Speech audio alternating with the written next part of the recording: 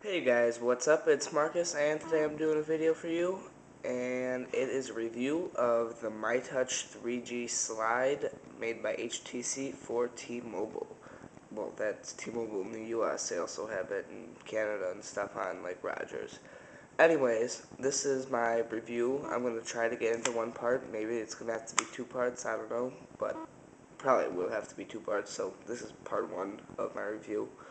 Anyways, here, we'll go over it on the outside. I have a screen protector on, so don't worry, my screen's not that scratched up, but when I was putting it on, I was trying to get out the bubbles with my fingernail, and it scratched it all up.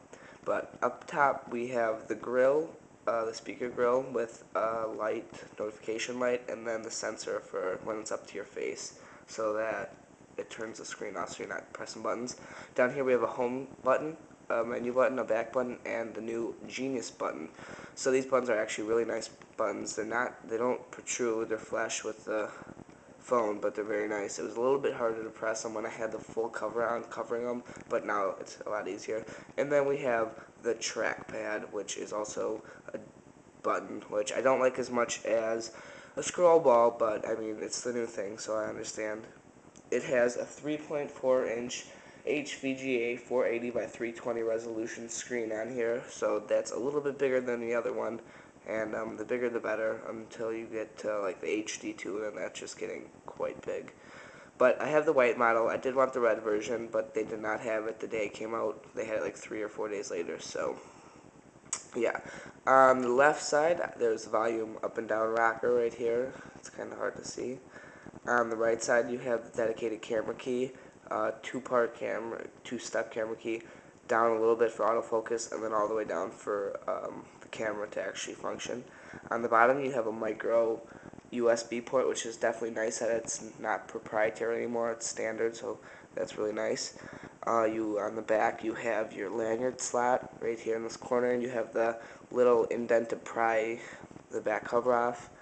And on the top, you have your audio jack, 3.5 millimeters, and your lock slash power key.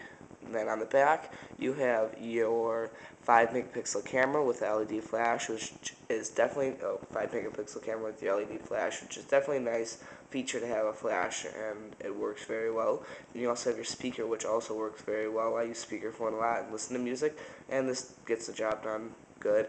As you can see, I have this funny looking sticker on here covering, but it does cover up. There's a little mytouch emblem right here by its foot, and so you've seen it in my unboxing, or maybe if you've seen other people's reviews or something. But also, your microphone is down here on the bottom. So let's get into the phone. Here is your unlock screen. It's definitely different. It runs Android 2.1, codename Espresso. It will have 2.2 in about a month or a month and a half, which I just figured out today because I called T-Mobile to see what's up. And so here's how you get this down. I'm gonna throw my password in. Right there, you can see I have the moving clouds in the background, and some people don't know how to get that, and I didn't know how to get it until I figured it out. What you have to do is hold down the screen, go to widgets, go to clock, and you have to have this clock. And once you have that clock, then that will happen every time you unlock your phone. Anyways, this phone is multi-touch and has multi-touch and 3G, and it has a 600 megahertz processor, which sounds pretty slow, but this is actually a pretty snappy phone. So let's go into the internet. I'm not on Wi-Fi right now, so this might take a little bit longer. And I have 2 bars of service only. So we'll go to google.com. A little bit. So there's Google. Another site we'll try. Let's go to Engadget.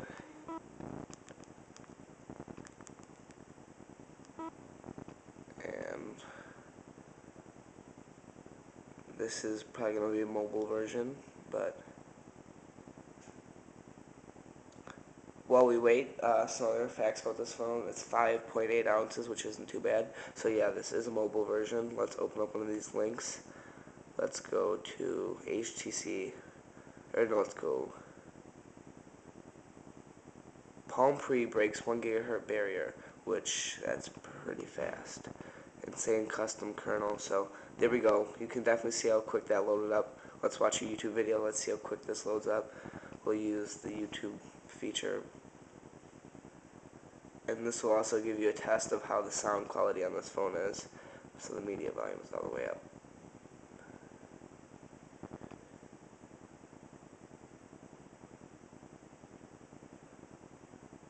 And if this doesn't load soon, then... because this is probably a really long video. Yeah, it's 10 minutes.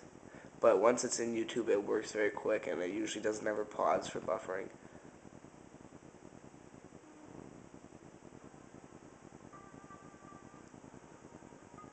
So as you can see, there's some YouTube video footage and some sound. This phone's really fast right there, that Palm Pre.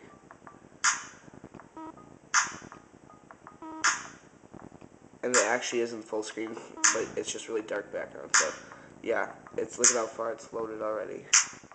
But so this is definitely a snappy phone for being like that. As you can see, it does have a 5-row QWERTY keyboard down on the bottom. There is no special number row, which gets, I mean, it's not a big deal except for the O and the 9 and the P and the O. Those get kind of confusing when you press them. So, I mean, you get used to it, but it's just every once in a while it gets kind of confusing.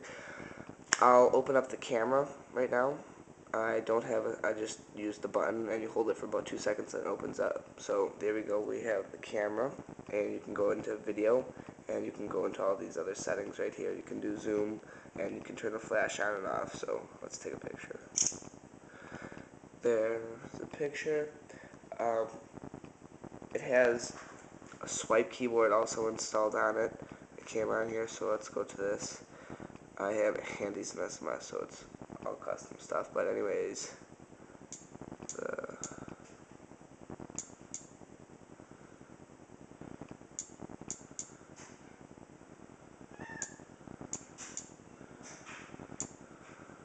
so yeah, you can tell it has that. And we'll also do a keyboard test real quick, see how that works out. We'll do the quick brown fox, jumped over the lazy dog. Oh.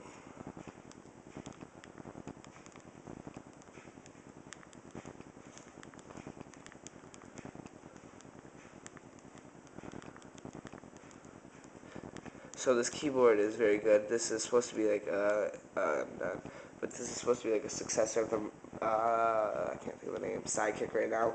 And I have had Sidekicks, and this is amazing keyboard. It's probably one of the best keyboards on the market on a smartphone right now, especially an Android smartphone.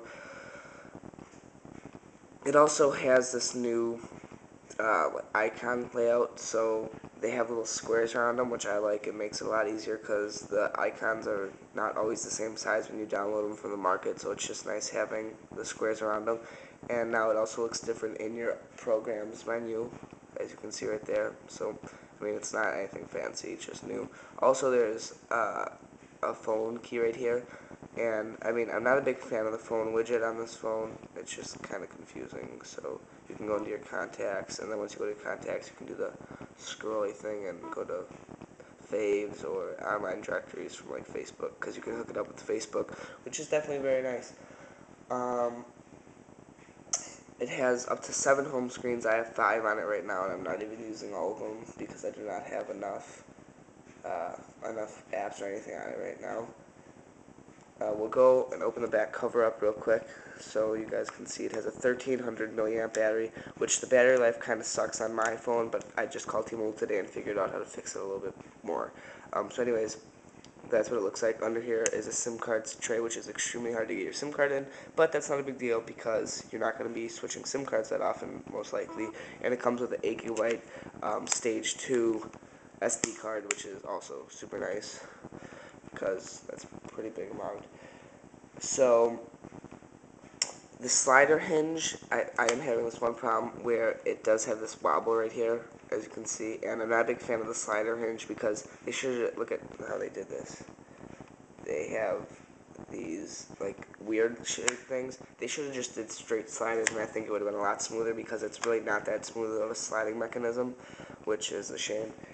And I'm also having another problem where some other people are having this problem too. The mytouch is not vibrating when I get a text message, whether it's on vibrate or on a ringtone. It just doesn't vibrate, so that sucks. but that should be fixed in Freo, or you can fix it by doing a remaster reset, which I'm not going to do because I don't feel like doing it. Anyways, that's my review. Thanks for watching, and have a nice day. If you have any questions, just leave it in the comments, and I'll make another video.